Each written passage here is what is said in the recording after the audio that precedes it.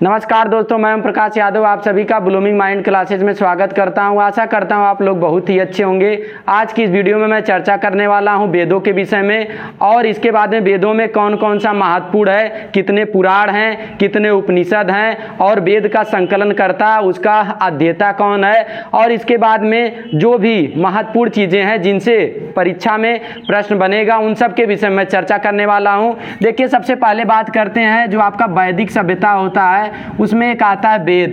वेद का शाब्दिक अर्थ होता है, वेद का मतलब होता है ज्ञान।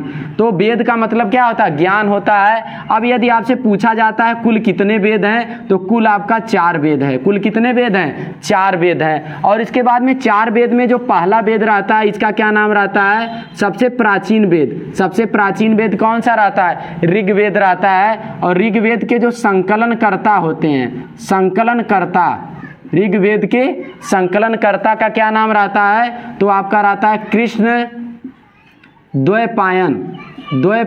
कृष्ण द्वैपायन वेद व्यास। कृष्ण द्वैपायन वेद व्यास जो रहते हैं ये आपका संकलन करता रहते हैं ऋग्वेद के। अब देखिए, जो ऋग्वेद में होता है महत्वपूर्ण बातें हैं। ऋग्वेद में तीसरा मंडल होता है, तीसरा, 7वां, 9वां और इसके बाद में 10वां मंडल।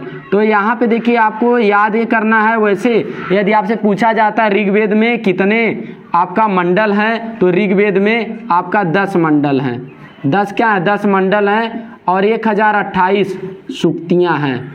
तो इतना ही पूछा जाता है। ऋचाओं के विषय में उतना ज़्यादा नहीं पूछा जाता है। कितने मंडल हैं? 10 मंडल हैं, 1028 सूक्त है। अब देखिए, जो तीसरा मंडल है, तीसरा मंडल में क्या है? तो तीसरा मंडल में जो गायत्री मंत्र है, गायत्री मंत्र, जो गायत्री मंत्र रहता है वो तीसरे मंडल में रहता है। गायत्री मंत्र वही है ओम भूर्भुवः स्वः तत्सवितुर्वरेण्यम भर्गो देवस्य धीमहि धियो यो नः प्रचोदयात्, जो आपका यही गायत्री मंत्र है। और इसके बाद में गायत्री मंत्र को आपका फिर इसके बाद में आ जाता है गायत्री मंत्र को किसने लिखा था?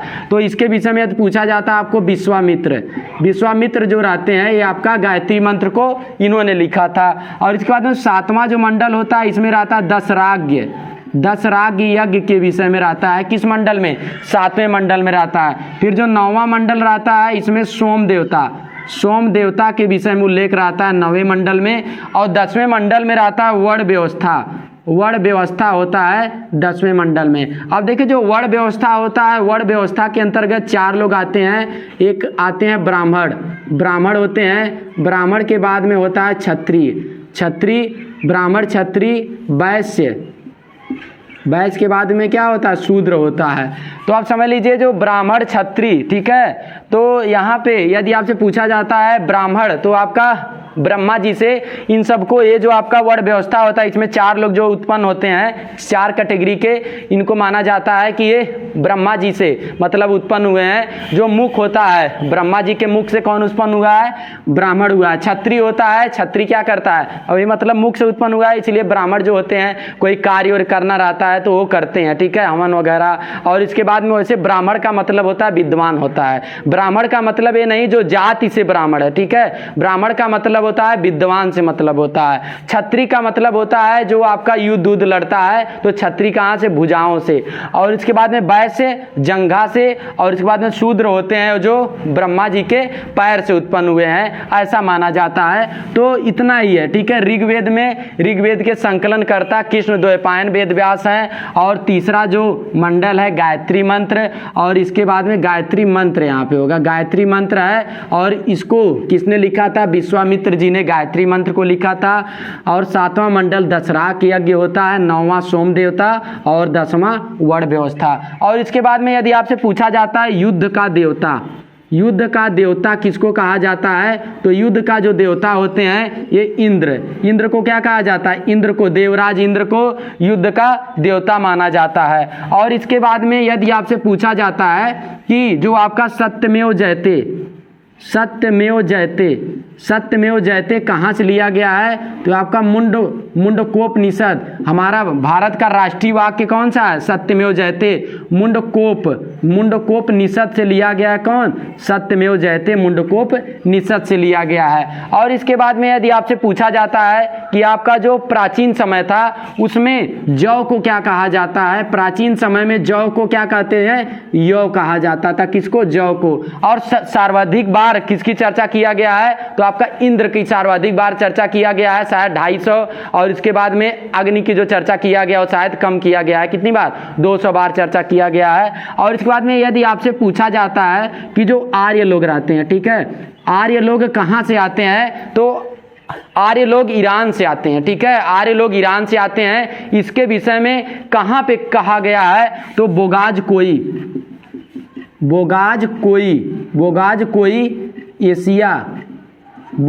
कोई एशिया माइनर अभिलेख, बोगाज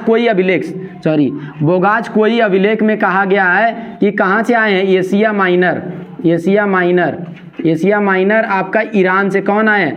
आर्य लोग कहाँ से आए हैं? आर्य लोगों की बात किया जाएगा तो बोगाज कोई अभिलेख जो है उसमें कहा गया जो आर्य लोग हैं वो कहाँ से आए हैं? आर्य लोग ईरान से आए हैं। और यदि आपसे पूछा जाता है एक प्रश्न, जो आर्य होते हैं, आर्य का जीविकोपार्जन, ठीक है, उनका जीविकोपार्जन का प्रमुख साधन क्या था? तो उनके जीविकोपार्जन का प्रमुख साधन था पशुपालन एवं कृषि जो रहता है वो आपका आर्यों के जीविकोपार्जन का प्रमुख साधन होता है, पशुपालन और कृषि होता है। फिर यदि आपसे एक बात पूछा जाता है कि आपका जो प्राचीन समय रहता है, कौन सी नदी सबसे महानतम नदी, जिसको पवित्र नदियों के रूप में माना जाता है, जिसको कहा जाता है नदीतमा कहा जाता है, तो आपका सरस्वती नदी को क्या कहा जाता है? सरस्वती नदी को नदीतमा के नाम से,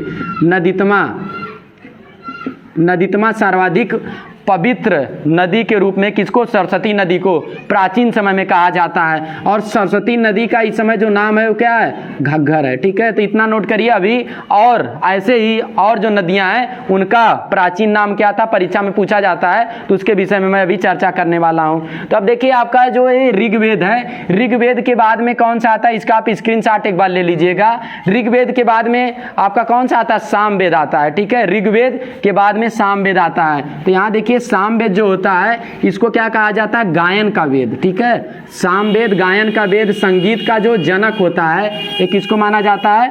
सामवेद को कहा जाता है। तो यहाँ देखिए पहला ऋग्वेद हो गया, फिर दूसरा कौन सा हो जाता है? सामवेद इसको क्या कहा जाता है? गायन का वेद किसको कहा जाता है? सामवेद को गायन का वेद या संगीत के 7 स्वर कहाँ मिले थे? संगीत के जो 7 स्वर होते हैं वो कहाँ पे मिलते हैं? सामवेद से ही मिलते हैं। और इसके बाद में सामवेद के बाद में आपका आ जाता है कौन सा वेद आता है? यजुर्वेद। सामवेद के बाद में आता है यजुर्वेद आ जाता है। तो जो यजुर्वेद होता है इसको क्या कहा जाता है? गद्य एवं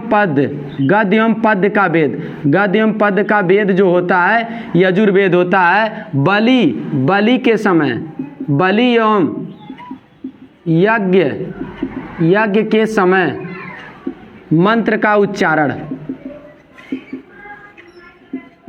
बलि एवं यज्ञ के समय मंत्र का उच्चारण भी किया जाता था। किसमें? यजुर्वेद में इसके विषय में उल्लेख किया गया है। और इसके बाद में आपका आ जाता है यजुर्वेद आता है। यजुर्वेद के बाद में कौन सा आता है? आपका आता है अथर्ववेद जो होता है जादू टोना का वेद जो होता है अथर्ववेद। और सबसे शक्तिशाली और पवित्र वेद के रूप में अगर इसको माना जाएगा आयुर्वेद का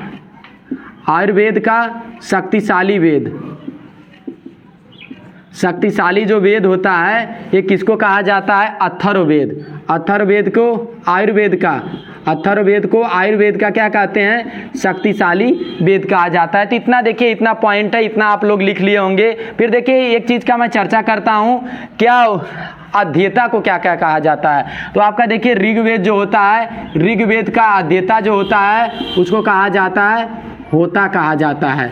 ऋग्वेद का जो अध्येता होता है इसको क्या कहा जाता है? ऋग्वेद के अध्येता को होता कहा जाता है। और इसके बाद में यहाँ जो आपका सामवेद होता है, सामवेद के अध्येता को कहा जाता है उद्गाता कहा जाता है, सामवेद को अध्येता को। और इसके बाद में जो यजुर्वेद होता है, यजुर्वेद के अध्येता को क्या कहा जाता है, उसका जो पठन काम करने वाला जो होता है उसको कहा जाता है आपका अध्वर्यु कहा जाता है। और इसके बाद में जो अथर्ववेद होता है इसको क्या कहा जाता है, ब्रह्मा, ठीक है, ब्रह्म किसको कहा जाता है, आपका अथर्ववेद का हो जाएगा, ब्रह्म कहा जाएगा। तो इस तरीके से आप लोग समझ लीजिएगा इसका कि यहाँ पे जो ऋग्वेद होता है, ऋग्वेद का होता है, और इसके बाद में सामवेद का उद्गाता होता है, और जो यजुर्वेद होता है, यजुर्वेद का अध्वर्यु, और इसके बाद में जो अथर्ववेद होता है इसका जो अध्येता होता है इसको क्या कहा जाता है, ब्रह्म कहा जाता है, इसके अध्येता को कहा जाता है। फिर देखिए मैं चर्चा करता हूँ नदियों का नाम। जो इस समय नदियां हैं उनका प्राचीन नाम क्या हुआ करता था। तो अब देखिए सबसे पहले मैं बात करता हूँ आपका कौन सा नदी, झेलम नदी। झेलम नदी के किनारे ही वितस्तता का युद्ध हुआ था। सिकंदर और राजा पोरस के मध्य में सिकंदर क्या हो गया था, जीत गया था। तो आपका होता है झेलम। झेलम नदी का पहले क्या नाम था, वितस्तता, वितस्तता, ठीक है, वितस्तता झेलम नदी का पहले नाम था। और इसके बाद में चिनाब, चिनाब का यदि आपसे पूछा जाता है चिनाब का नाम क्या रहता है, तो अस्किनी रहता है चिनाब का नाम। सतलज, सतलज का नाम क्या रहता है, तो सतुर्दी, सतुर्दी किसका नाम रहता है, सतलज का नाम रहता है। और इसके बाद में घग्गर, घग्गर जो नदी होती है इसका क्या नाम रहता है, तो इसका नाम रहता है सरस्वती।